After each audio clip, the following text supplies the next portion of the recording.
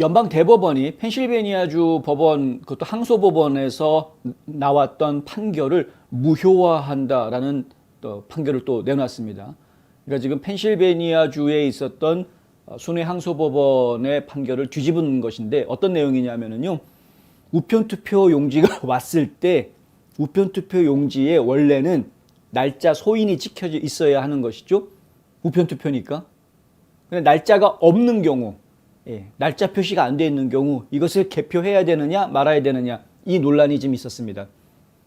펜실베니아주의 법원에서는 이거 개표해야 된다 이렇게 결론을 내렸고요. 지금 연방 대법원에서는 그걸 뒤집은 것입니다.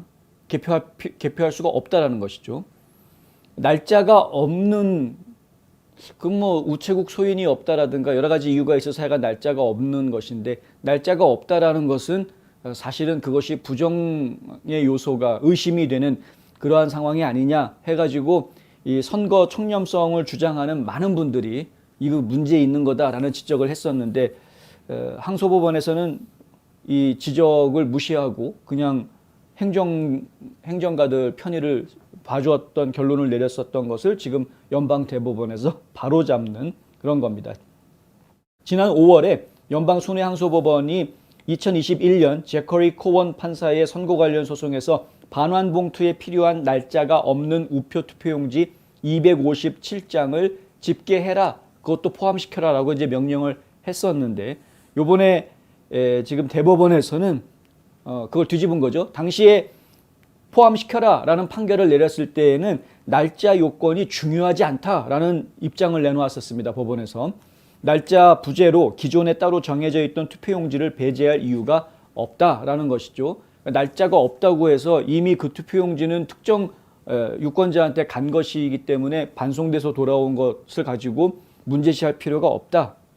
이렇게 얘기한 겁니다. 하지만 대법원은 그 결정을 취소하고 하급심 법원에게 소송은 논의로 각하해야 한다.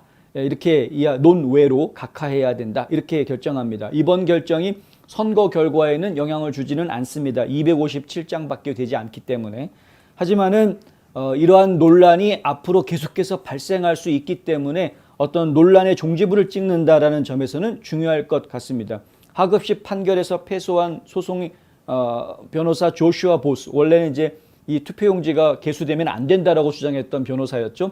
이 변호사는 지역방송하고 인터뷰를 하면서 이렇게 말합니다. 국무부는 분명히 그들의 지침을 업데이트해야 한다. 그러나 결국 선거는 카운티와 카운티에 의해서 관리되며 법에 명시된 것을 평가할 필요가 있을 것이다.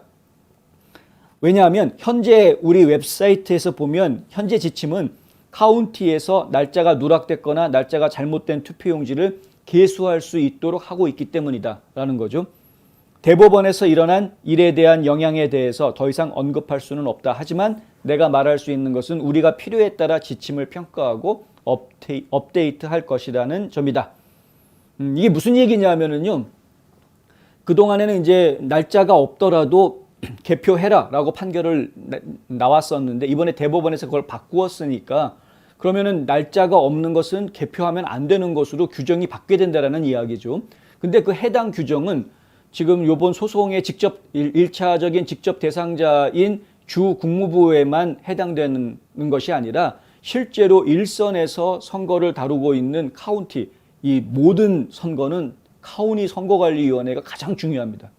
카운티 선거관리위원회에서 모든 걸 다 하는 겁니다. 따지고 보면 카운티별로. 그러니까 각 카운티의 선거관리위원회의 행동지침, 행정지침에 있는 내용도 거기에 맞추어져서 업데이트가 돼야 된다. 바뀌어야 된다라는 이야기죠. 이것이 바뀌어지지 않고 날짜가 없는 우편투표용지도 개표할 수 있다라고 하는 카운티가 엄청나게 지금 많이 있다라는 이야기입니다. 이거는 펜실베니아의 이야기만이 아닐 수 있습니다. 다른 모든 주에서도 이러한 문제들이 있을 수 있습니다. 전국에 엄청나게 많은 카운티 선거관리위원회들이 있는데 이곳들이 다 똑같은 문제를 가지고 있을 수 있다.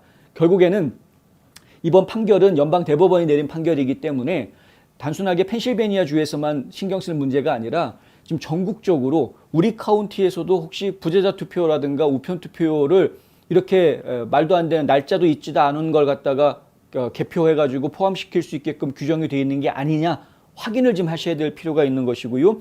그렇게 해서 만약에 정말 날짜 없는 우편 투표용지를 개표할 수 있게끔 되어져 있는 곳이라면 소송을 제기해서 그거를 못하게끔 규정을 업데이트하게끔 바꿔놔야 되는 거죠. 연방대법원에 판례가 나왔기 때문에 바꾸는 작업은 얼마든지 할 수 있습니다. 다만 절차상으로 소송을 제기하든가 아니면은 뭐 민원 제기를 하든가 해서 이걸 바꿔야 하는 그런 상황이기는 합니다만은 어쨌든 그런 규정들을 좀 바꿔야 되겠다. 멋모르고 있다가 날짜도 찍히지 않은 의심스러운 투표용지들이 막 통과돼 가지고 개표되는 아주 당혹스러운 일을 겪어서는 안 되겠다라는 말씀입니다.